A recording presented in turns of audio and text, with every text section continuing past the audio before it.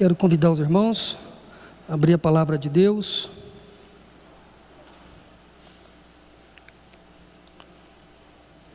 Filipenses, capítulo 1.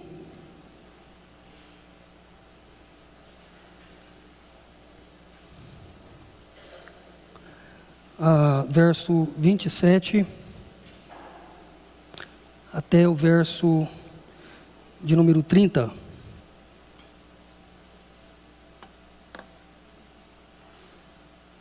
Então, Filipenses, capítulo 1, verso 27 até o verso 30.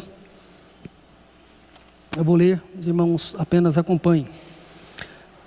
Assim diz a palavra do Senhor: acima de tudo, vivam de modo digno do Evangelho de Cristo, para que, ou indo até aí para vê-los, ou estando ausente, eu ouça a respeito de vocês que estão firmes em um só Espírito, como uma só alma, lutando juntos pela fé do Evangelho, e que em nada se sentem intimidados pelos adversários, pois o que para eles é prova evidente de perdição, para vocês é sinal de salvação, e isto da parte de Deus, porque vocês receberam a graça de sofrer por Cristo, e não somente de crer nele. Pois vocês têm o mesmo combate que viram em mim, e que agora estão ouvindo que continuo a ter. Essa é a porção para esse momento. Vamos orar mais uma vez? A Deus, em nome de Jesus, ajuda-nos diante da Tua santa palavra, ó Deus. Nós que somos pecadores, se não for por uma ação do Teu Espírito, nós não conseguiremos ter, ó Deus, a capacidade de entender e de poder viver de acordo com a Tua palavra. Mas nós queremos e declaramos aqui nessa noite que o Senhor possa agir com Teu Espírito em cada coração, para que não apenas haja a compreensão, mas haja também uma disposição e o mover do Teu Espírito em nós, para vivermos de forma digna do Evangelho do Senhor. Em nome de Jesus, amém. Quando a gente pensa sobre mudança de vida, sobre transformações em nossas vidas, será que é possível que haja de fato e de verdade mudança na nossa vida, no nosso coração, no nosso jeito de pensar, de falar, de agir, de sermos, em outras palavras, outras pessoas? E estou me referindo a pessoas melhores, a pessoas que vivem uma forma mais digna de ser vivida. Será que é possível de fato ter mudança nesse nível de transformar pessoas, de mudar um estilo de vida? E quando a gente olha dentro da perspectiva cristã, pensando sobre essa mudança, que é uma das coisas que nós vamos tratar nessa noite, nós podemos, dentro do cristianismo, nós podemos pensar em 3 aspectos diferentes. O primeiro aspecto seria um cristianismo mais legalista. O que é um cristianismo legalista? É um cristianismo onde pessoas se declaram cristãs, mas elas estão mais preocupadas com uma obediência a leis morais. Não faça isso, não faça aquilo, do que com mudanças no seu próprio coração. Estão mais preocupadas com o estilo de roupa, ou às vezes o vocabulário, aquilo que é chamado nas Escrituras de uma religiosidade. Muitas pessoas às vezes acham que ser religiosos, de não fazer isso, não fazer aquilo, acham que são verdadeiramente pessoas salvas pela graça de Deus e do Evangelho. E há uma grande diferença entre uma religiosidade que leva a um legalismo. Nós temos isso dentro do meio evangélico, cheio de leis e de obediências, que muitas vezes não tem nada a ver com a própria Escritura Sagrada. Mas há um outro tipo de cristianismo, o cristianismo que a gente poderia dizer é o cristianismo mais liberal. Qual que é o cristianismo liberal? Onde as pessoas afirmam que são cristãs, mas não têm nenhum compromisso e não querem nenhum compromisso com uma vida diferente. Você não vê diferença nenhuma na vida da pessoa. Ela continua do mesmo jeito que ela estava antes de chegar para a igreja ou antes de chegar para Cristo. Mas há um terceiro aspecto aqui, que é um cristianismo bíblico, onde são pecadores, onde somos pessoas que nos achegamos a Cristo com as nossas falhas, com os nossos erros, mas nós confessamos nossos pecados, mas nós cremos em Jesus Cristo, e isso vai causando mudanças a curto, médio e longo prazo nas nossas vidas. Vamos sendo pessoas diferentes a cada mês que passa, a cada semestre que passa, a cada ano que passa. Mudanças vão acontecendo de tal forma que a gente percebe isso e as pessoas que convivem conosco também percebem isso. E é justamente dentro dessa perspectiva que Paulo aqui está dizendo: acima de tudo, vivam de modo digno do Evangelho de Cristo. E é interessante que quando Paulo está falando sobre essa perspectiva dessa vida transformada, dessa vida mudada, quando a gente olha aqui, por exemplo, eu preguei, eu acho que foi semana passada, na semana atrasada, em Filipenses capítulo 2, verso 12, quando ele diz: desenvolvam a sua salvação com temor e tremor, porque Deus é quem efetua em vocês tanto o querer como o realizar, segundo a sua boa vontade. Então, na verdade, há uma relação em toda a carta, seja no capítulo 1, seja no capítulo 2, ou seja no capítulo 3, essa ideia de pessoas transformadas pelo Evangelho, e essas pessoas sendo transformadas pelo Evangelho, continuam sendo transformadas também. E é interessante sobre essas mudanças de vidas, tem uma passagem em 1 Coríntios 6, de 9 a 11, mostra de forma muito explícita o que significa uma transformação do Evangelho. Então, 1 Coríntios 6, 9 e 11, e depois a gente volta para o nosso texto aqui. Diz assim: ou não sabeis que os injustos não herdarão o reino de Deus? Não vos enganeis, nem impuros, nem idólatras, nem adúlteros, nem efeminados, nem sodomitas, nem ladrões, nem avarentos, nem bêbados, nem maldizentes, nem roubadores herdarão o reino de Deus. E aí o apóstolo Paulo diz para aquela igreja, está escrevendo isso para a igreja de Coríntios: tais fostes alguns de vós, mas vós vos lavastes, mas fostes santificados, mas fostes justificados em o nome do Senhor Jesus e no Espírito Santo. Então a Escritura, o próprio Paulo, inspirado por Deus, está dizendo que Deus, por meio do seu Evangelho, Ele muda pessoas. Então aqui, com certeza, tais fostes todos nós. Um dia nós tivemos nossos pecados, nossas falhas, mas quando se de fato entregamos a nossa vida a Cristo, esse Evangelho nos perdoou, esse Evangelho também nos santificou por uma vida a cada dia diferente, de uma forma que a gente possa viver para agradar a Deus.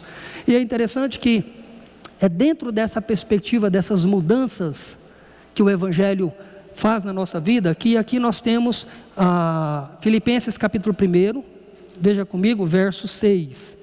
Filipenses 1, verso 6, Paulo diz: estou certo de que aquele que começou a boa obra em vocês, há de completá-la até o dia de Jesus Cristo. Em outras palavras, ele diz: aquele que converteu o coração de vocês, aquele que quando vocês, pela fé em Cristo, vocês entregaram as suas vidas a Jesus e houve uma conversão, houve uma regeneração, houve uma mudança de vida no coração de vocês, Ele é o mesmo que também está operando para santificar e fazer com que vocês possam perseverar dia após dia no caminho dEle.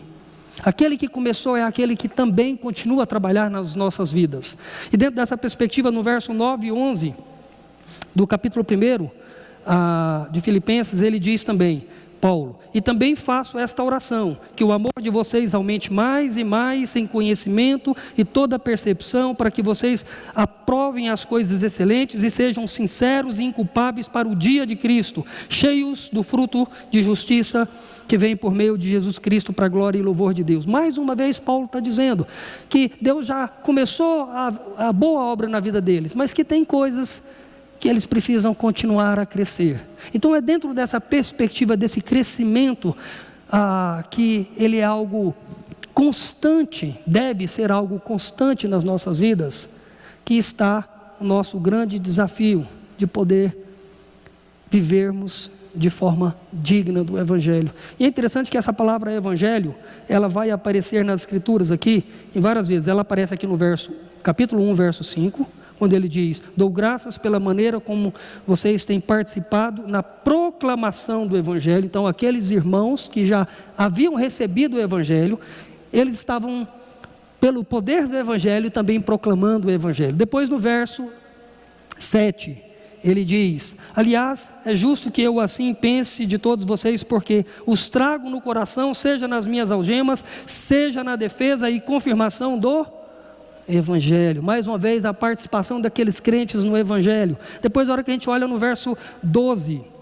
ele diz: quero ainda, irmãos, que saibam que as coisas que me aconteceram têm até contribuído para o progresso do Evangelho. Mais uma vez mostrando a centralidade do Evangelho na vida da igreja. E também no verso 16, do capítulo 1, que diz: estes o fazem por amor, sabendo que estou incumbido da defesa do Evangelho. E assim vai em outras partes. O apóstolo Paulo está sempre falando do Evangelho, do Evangelho, do Evangelho, do Evangelho, até chegar aqui no capítulo 1, no verso 27, onde ele diz: acima de tudo, vivam de modo digno do Evangelho.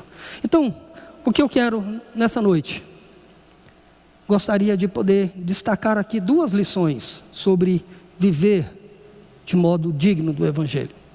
Então, o centro aqui dessa carta do apóstolo Paulo, não apenas o capítulo 1, mas o capítulo 2, toda a carta de Filipenses, basicamente o centro do apóstolo está dizendo é o Evangelho.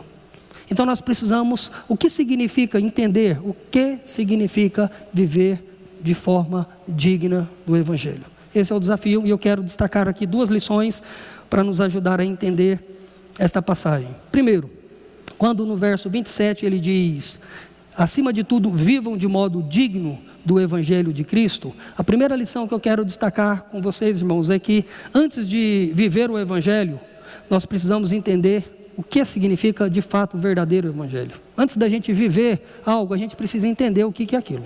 Então a primeira lição que eu quero, talvez seja óbvio para alguns, mas talvez não para todos, ou talvez aqueles que ainda têm uma dimensão do Evangelho, talvez tenham uma dimensão um pouco pequena ainda do Evangelho, e eu quero tentar mostrar nesse primeiro ponto, nessa primeira lição, que antes de vivermos o Evangelho, nós precisamos entender o que a gente precisa viver, o que é de fato o Evangelho. Então a palavra Evangelho, quando a gente olha nas Escrituras, seja principalmente nos próprios Evangelhos, onde quando nós temos aqui os 4 primeiros livros da Escritura, são chamados de Evangelhos. Evangelho, vamos ver se vocês estão atentos: Evangelho de Mateus, Marcos, Lucas e João. Por que os evangelhos são chamados de evangelhos? Por que os evangelhos não são chamados de cartas, como nós temos os demais livros na Escritura? Por uma única razão: são chamados de evangelhos, porque a palavra evangelho significa o que mesmo? Boas novas. Então, esses 4 primeiros livros que são chamados de evangelhos, eles são chamados de evangelhos porque eles estão olhando para quem? Para Jesus, o Messias, o Filho de Deus. Então falar do Evangelho não é apenas falar de uma coisa ou de algo que Deus faz, mas é falar de quem Deus é para nos salvar. Falar de Evangelho, portanto, de forma muito específica, é falar de Cristo, o Filho de Deus que se fez homem. E é interessante que nós temos 2 passagens na Escritura que nos ajudam a entender esse significado do Evangelho. Uma é Lucas 2, verso 10 e 11, onde os anjos, quando aparecem ali para os pastores, Jesus nasceu, e eles vão declarar para os pastores que Jesus nasceu, e o trecho diz assim: o anjo, porém, lhe disse: não temais, eis aqui vos trago boa nova, eis que eu vos trago o Evangelho de grande alegria, que o será para todo o povo. É que hoje vos nasceu na cidade de Davi o Salvador, que é Cristo o Senhor. Então os anjos declaram que Jesus é o Evangelho.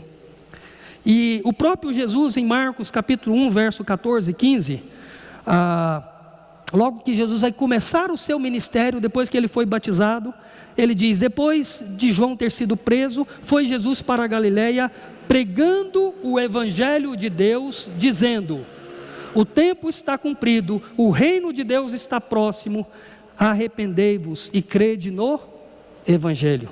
Ou seja, crer no Evangelho é crer em Cristo, é crer naquilo que Cristo é, o Filho de Deus que se fez homem, e como homem, ele vai para uma cruz, e ali ele é crucificado por causa dos nossos pecados. Portanto, falar do Evangelho, ou entender o Evangelho, tem a ver com entender com a maravilhosa e perfeita obra de Jesus Cristo em prol, ou em favor de pecadores que merecem o juízo, merecem a ira, merecem a condenação, merecem a rejeição de Deus por toda a eternidade. Então, falar do Evangelho é falar da maior, boa obra, é falar de uma grande obra de todas as obras, que é uma obra da graça de Deus, em querer salvar pecadores como eu e você.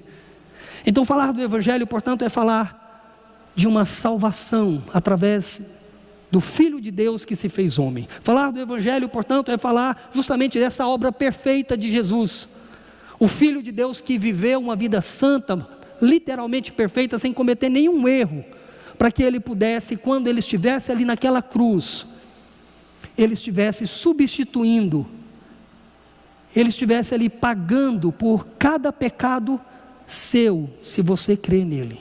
Isso é chamado de justificação, onde ele recebe a ira de Deus e você recebe o perdão. Ele recebe a maldição de Deus sobre ele e você recebe a bênção de Deus sobre a sua vida. Então, falar do Evangelho é falar de Cristo que nos salvou sem nós termos nenhum merecimento.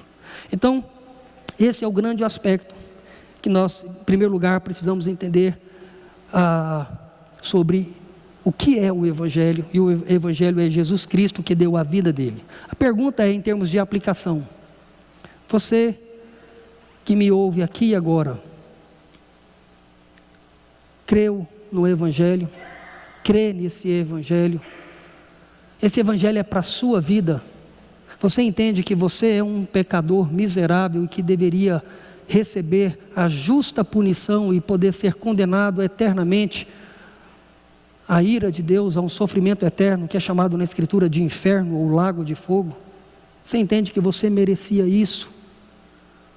Porque se você entende que isso era para você e você crê em Cristo, então você entende o Evangelho. E se você entende esse Evangelho, não tem nada que você possa fazer, não tem nada que você deva fazer para você tentar ajudar a Deus, porque senão você não entendeu o Evangelho ainda. E isso acontece com os espíritas, isso acontece com os católicos de maneira geral, isso acontece na verdade até mesmo com muitos evangélicos que ainda não entenderam o que é o Evangelho, que falam que creem em Cristo, mas sempre tem alguma coisa que eu tenho que fazer, sempre tem alguma coisa que eu preciso fazer para poder ajudar o Senhor. E isso não é Evangelho. O Evangelho é: ou Deus te perdoou em Cristo, ou Cristo é suficiente, unicamente suficiente para pagar por cada um dos seus pecados, ou Ele não é suficiente. Ou Ele morreu e com a sua morte Ele perdoou você de tudo que você cometeu e ainda vai cometer, ou isso ainda não é o verdadeiro Evangelho, se não for assim. O aspecto que fica é que, interessante, quando se fala do Evangelho, e eu me lembrei quando estava pensando nessa passagem, em termos de ilustrar, quem que poderia nos ilustrar a maravilhosa graça de Deus no Evangelho através de Cristo? É o próprio Paulo que escreveu essa carta. O próprio apóstolo Paulo, quando ele passa por uma conversão, quando Jesus vai ao encontro dele, converte o coração dele, e depois disso ele diz: eu era o pior dos pecadores.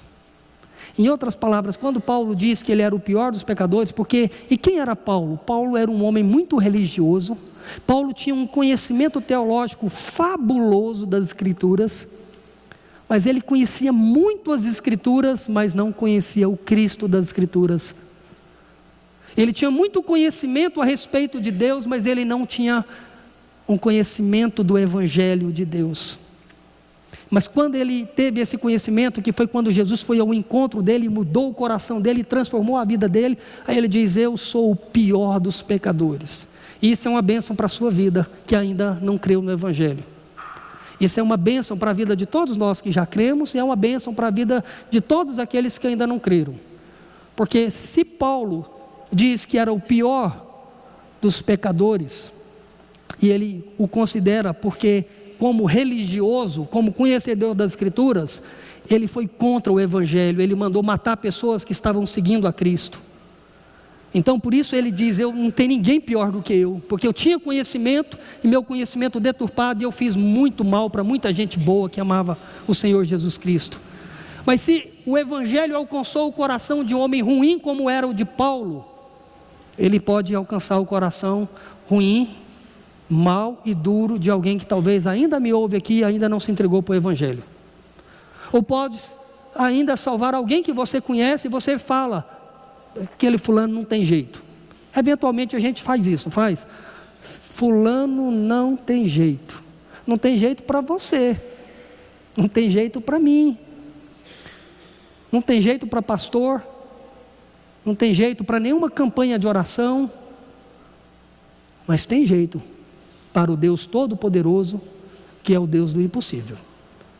Então, ainda que você às vezes olhe para alguém, e quando você pensar em dizer não tem jeito, você peça perdão porque você está pecando, porque tem jeito. Se Deus quiser, tem jeito.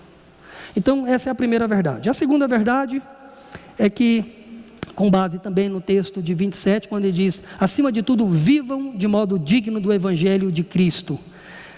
A primeira verdade é que nós precisamos entender como que nós devemos fazer para viver esse Evangelho. Então nós entendemos quem é o Evangelho, que é Jesus Cristo, que deu a vida dele por nós, para salvar pecadores. Nós precisamos então entender como é que a gente deve viver, como é que a gente deve nos portar diante uns dos outros, para viver de modo digno desse Evangelho. E dentro dessa perspectiva, quando a gente pensa aqui a respeito de viver esse modo digno do Evangelho, literalmente tem a ver com essa caminhada cristã, com esse crescimento, com esse amadurecimento.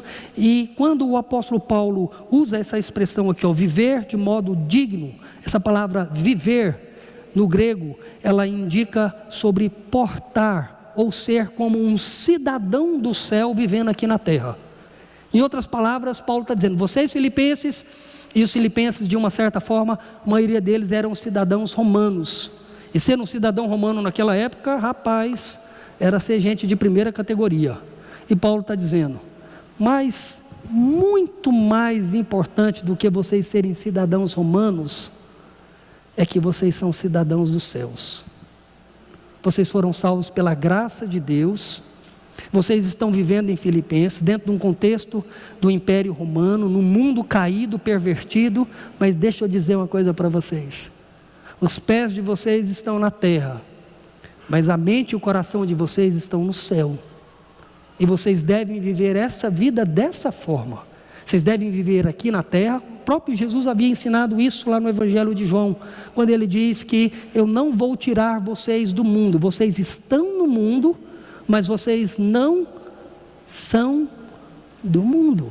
Eu salvei vocês, eu perdoei vocês, eu derramei graça, regenerei o coração de vocês, converti os pensamentos e as atitudes. Agora vocês estão no mundo, mas vão viver diferente das pessoas que estão vivendo sem Cristo no mundo.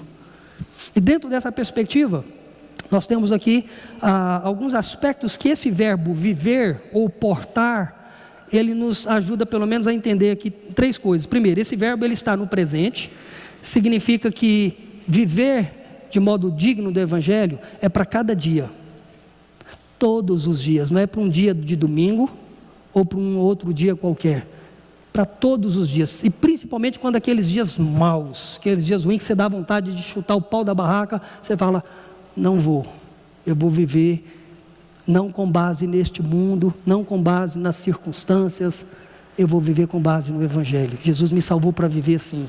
Segundo, além de esse verbo estar no presente, fala de um aspecto do dia a dia, ele está na voz média, é interessante, no plural. Voz média e plural está dizendo que é uma ação que a pessoa deve exercer, é responsável para poder exercer, e não é para uma pessoa, não é para o pastor, não é só para os presbíteros, para os diáconos, é para todo e qualquer crente que creu em Jesus Cristo como seu Senhor e Salvador. Então significa que todos nós devemos viver de modo digno do Evangelho. E terceiro, é um imperativo, é básico aqui, não é uma opção, é um mandamento, é uma determinação que nós devemos viver de modo digno do Evangelho. E é interessante que dentro dessa perspectiva, o que Paulo está dizendo não é nada novo.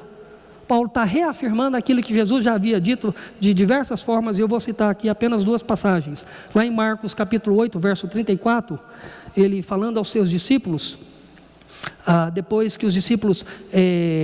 que ele pergunta aos discípulos, quem vocês acham que é o Filho do Homem? E uns, nós achamos que é profeta fulano de tal, ciclano de tal. Ele diz, e vocês, quem vocês acham que eu sou? Aí vem Pedro e diz, tu és o Cristo, Filho de Deus vivo. Ok, então tá bom, e eu sou mesmo. E dentro desse contexto, Jesus diz aos seus discípulos, então convocando a multidão e juntamente os seus discípulos, disse-lhes, se alguém quer vir após mim, a si mesmo se negue, tome a sua cruz e siga-me. Quem quiser, pois, salvar a sua vida, perdê-la-á. E quem perder a vida por causa de mim e do Evangelho, salvá-la-á. E Jesus está associando o Evangelho e ele como sendo a mesma coisa. Crer em Jesus e crer no Evangelho, nós estamos crendo nas boas novas de Deus. E em outras palavras, ele diz que quem creu em Jesus, ou quem creu no Evangelho, deve negar, quem? Negar a si mesmo. Negar a si mesmo tem a ver com viver de forma digna do Evangelho.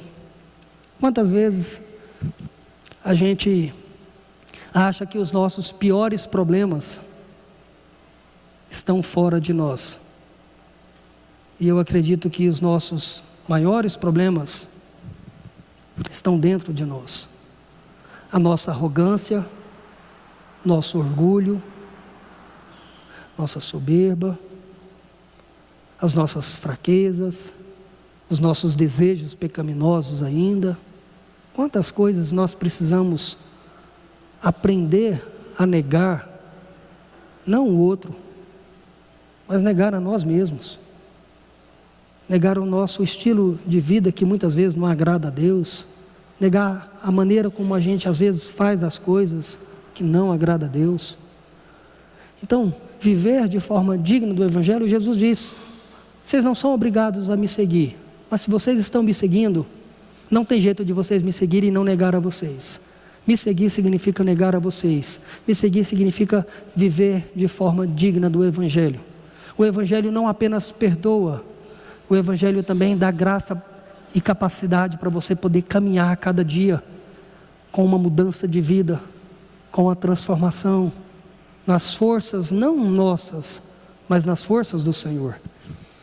O próprio Jesus também falou em João capítulo 14, verso 15, se me amais, vocês vão guardar os meus. Isso é viver de forma digna do Evangelho.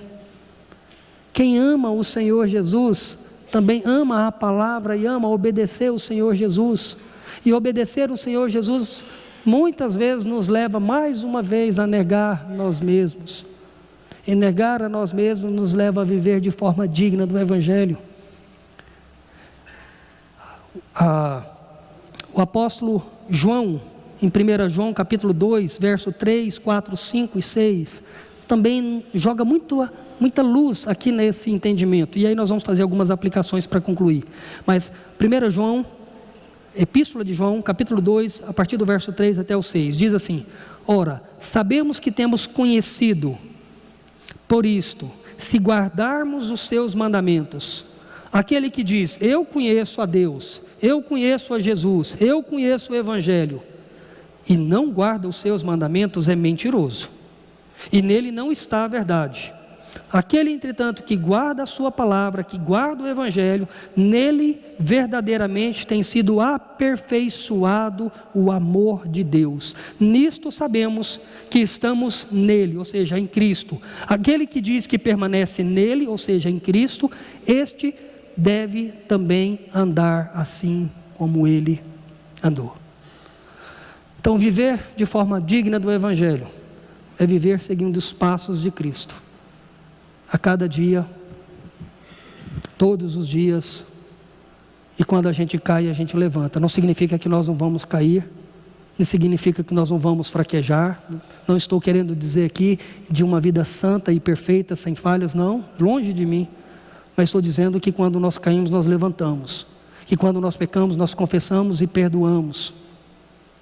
Isso é viver de forma digna do Evangelho. E viver de forma digna do Evangelho, é interessante aqui, nos leva a algumas aplicações, que aqui a partir do verso 27 até o verso 30, eu quero tirar 3 aplicações aqui para nós, em relação a isso.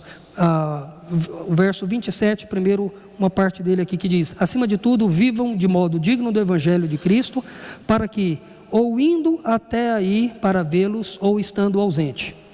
Viver de forma digna do Evangelho, a primeira aplicação que nós temos aqui, para a nossa vida bem prática, significa numa coerência de vida. Paulo está dizendo, se eu estiver aí com você ou não estiver, viva do jeito que você tem que viver. Em outras palavras, o que Paulo está querendo dizer, você não deve viver o Evangelho apenas na igreja. Quando você vem aqui para poder cantar, para poder ouvir a palavra, para poder orar, quando você está envolvido com alguma coisa da igreja. Você deve viver o Evangelho quando não tem ninguém, inclusive olhando. Quando nem esposa, nem filho, nem pai, nem mãe, nem marido, nem ninguém, né? Você deve viver o Evangelho quando você está sozinho, quem sabe diante da televisão, ou sozinho diante de um aparelho, onde o mundo se abre para tantas coisas que não agradam a Deus. Você deve ali viver de forma digna do Evangelho. Você não pode ser uma pessoa contraditória, com uma cara religiosa, num dado momento, e você de repente vive uma outra vida completamente diferente daquilo que você professa perante os irmãos. Você deve viver uma vida coerente na sua casa, como um marido que procura amar a sua esposa, de uma esposa que procura respeitar seu marido, como um pai que procura educar os seus filhos e orar com seus filhos, como filhos que procuram obedecer os seus pais. Precisa viver o Evangelho na escola, procurando viver de uma forma melhor e tentando produzir, tentando ser um bom estudante para poder ser um bom profissional. Você precisa viver o Evangelho no seu trabalho, onde as pessoas que convivem com você possam olhar para você e ver ali um bom testemunho de vida, de uma pessoa que quando erra, reconhece que erra e pede perdão, onde uma pessoa humilde, não arrogante. Então, o Evangelho, a primeira aplicação dentro desse contexto aqui tem que ser uma questão de coerência de vida. Esse é um dos grandes desafios de viver o Evangelho. O segundo tem a ver com a cooperação em prol do Evangelho. O verso 27 ele continua: estando ausente, ouça a respeito de vocês, que estão firmes em um só espírito, como uma só alma, lutando juntos pela fé do Evangelho. É interessante que essa ideia aqui, primeiro tem a ver com coerência, segundo literalmente com cooperação. O que viver de forma digna do Evangelho significa poder, Senhor, eu quero produzir coisas boas onde eu estou. E isso pensando, talvez de forma bem prática mesmo, de duas formas, né? A primeira delas seria restaurando a comunhão sempre que houver necessidade. Primeira forma de viver de forma digna, de cooperar com o Evangelho, significa que você precisa, sempre que for preciso, estar disposto a ser restaurado e restaurar seu relacionamento com as pessoas que você convive. Você tem uma coisa que é extremamente desgraçosa, e eu uso essa palavra aqui, não é palavrão. Desgraça é um termo usado até mesmo na Escritura para dizer que você está querendo viver sua vida sem a graça de Deus. E quando nós quebramos relacionamentos, e uma das coisas que é mais fácil de acontecer na nossa vida é a gente ter crise com outras pessoas, seja no casamento, seja na igreja. E a coisa mais natural do diabo agir no nosso coração é a gente querer seguir do nosso jeito. Mas a coisa mais natural também do Espírito Santo, para quem tem o Espírito Santo, é poder se arrepender, é poder se humilhar e poder reconciliar. A coisa mais natural do pecado, por uma ação diabólica, é a gente fazer de conta que não tem problema não, eu estou brigado com um, estou brigado com o outro. Só que isso quebra a unidade da igreja, quebra o corpo da igreja, quebra dentro do casamento, quebra em qualquer lugar. Qualquer lugar dividido é uma desgraça. Só o diabo fica feliz com essas crises e esses problemas. E por isso, viver de forma digna do Evangelho, em cooperar com o Evangelho, tem a ver sempre que for preciso, eu preciso estar disposto a perdoar, a confrontar o pecado e poder restaurar a vida. Porque não fazendo isso é um grande problema para cooperar com o Evangelho. O nosso testemunho se torna um mau testemunho e o nosso mau testemunho não coopera em nada com o Evangelho. O nosso mau testemunho é um desfavor para o Evangelho.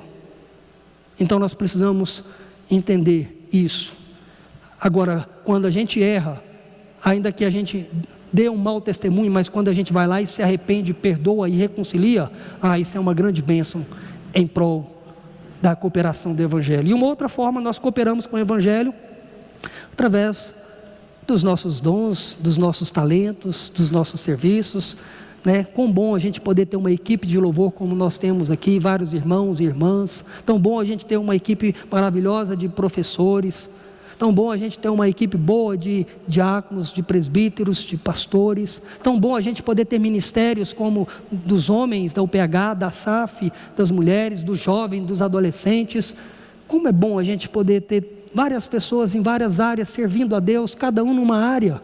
Isso é uma grande dádiva de Deus. Como é bom a gente poder estar firmado no Evangelho. E é interessante que a palavra usada aqui tem a ver com o final do verso: estão firmes em um só espírito, com uma só alma, lutando juntos pela fé no Evangelho. A ideia, ou seja, nós temos algo em comum, independente das nossas diferenças, independente das maneiras como cada um foi criado, nós temos algo que nos une, e isso precisa ser maior do que as nossas diferenças, do que aquilo que nos afasta.